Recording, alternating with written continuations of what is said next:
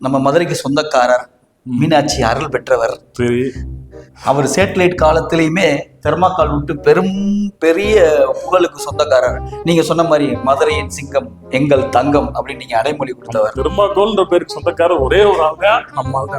என்ன அவரை பத்தி என்ன தகவல்? அவரு ஒரு ஹைலைட்டா ஒரு விஷயத்த சொல்லியிருக்காருப்பா ஒரு 5 நாளைக்கு முன்னாடி.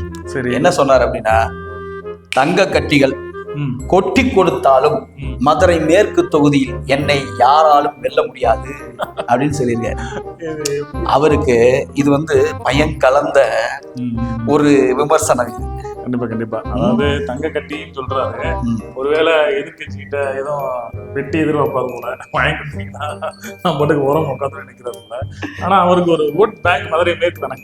ஆமா, மதுரை மேற்குல அவருக்கு ஒரு ஓட் வங்கி இருக்கு. மக்கள் ஆதரவு வச்சு கூட சொல்லலாம். இருந்தாலும் தங்க கட்டின்றாரு. தங்க கட்டி, வெள்ளை கட்டி, ஏதாவது டே டு டே லைஃப்க்கு ஏதாவது காமெடி பண்ணிட்டே போவோம். சின்ன பிள்ளைல கொஞ்சம் ஏன் தங்க கட்டி அப்படின்னு ரீசெண்டா கூட ராணுவ இதுல அந்த ராணுவ அணு மாநாட்டுல கூட முதல்வர் அவர்கள் தலைமையில் நடந்த அந்த சென்னையில் நடந்துச்சுங்களா ஒரு பேரணி. அது கூட ராணுவ வீரர்களுக்கு நீங்க மரியாதை செலுத்தக்கூடாது, பிரதமருக்கு மரியாதை செலுத்தணும் ஒரு சர்ச்சையில் வச்சுக்கலாம்ல. அவர் தானே இவர் எப்பயுமே அல்டிமேட்டடா ஏதாவது ஒன்று சொல்லிக்கிட்டே இருப்பாப்ல. ஆனா ஃபேமஸ் ஆயிடுவாரு. அவர் சொல்ற விஷயத்துக்கு அவர் ஃபேமஸ் ஆயிடுவார். இது இன்னொருத்தர் ஓட்டியிருந்தார் கவிஞர்களே. என்ன அப்படின்னா, நிருபர்கள் ஏன் தான் அவர்கிட்ட போய் மைக்கிட்டாங்கன்னு தெரியல. 2 மணி நேரம் 3 மணி நேரம் பேசிக்கிட்டு இருக்காப்புல. சொல்ல வர கருத்துக்களை சுருக்கமா சொல்லாம 2 மணி நேரம் அவர் பாட்டுக்கு தாத்தா வட சுட்ட கதையில இருந்து பாட்டி நிறைய வட சுட்ட சொல்லிட்டு இருக்காப்புல கிண்டல் பண்ணிட்டு இருந்தாங்க. அது உண்மைதான். ஏன்னா அவருக்கு தெரிஞ்சதால அவர் சொல்ல முடியும். என்ன தங்க கட்டியை கொடுத்தாலும் வெள்ளி கட்டி வைர கட்டியை கொடுத்தாலும் இந்த முறை மக்கள் ரொம்ப தெளிவா இருக்காங்க. அது உங்களுக்கு புரியலையா? எதுக்காக சொல்லியிருக்காங்கன்னு, திராவிட முன்னேற்ற கழகத்தின் ஒரு முக்கியமான அமைச்சரை அந்த தொகுதிக்கு மாத்தி விட்டுருக்காங்க. அப்படியா?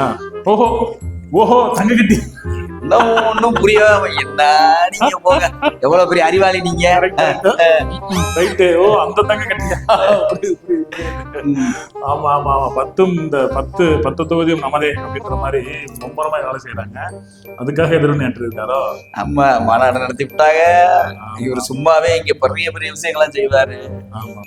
டஃப் கொடுக்குறவரு அங்க போனவன அவருக்கு யோசிக்க ஆரம்பிச்சாரு. ஒரே ஒரு தொகுதியை போட்டு தாக்குறோம் பாரு அப்படின்னு சொல்லி. நேற்று கூட முருகபக்தர் மாநாட்டுல இப்படி உட்காந்துருந்தாப்ல. அவர் தானே? சரி, என்னன்னு பாப்போம். என்ன நடக்குதுன்னு பாப்போம். ஒருத்தர் தான் பார்க்கணும், பாப்போம்.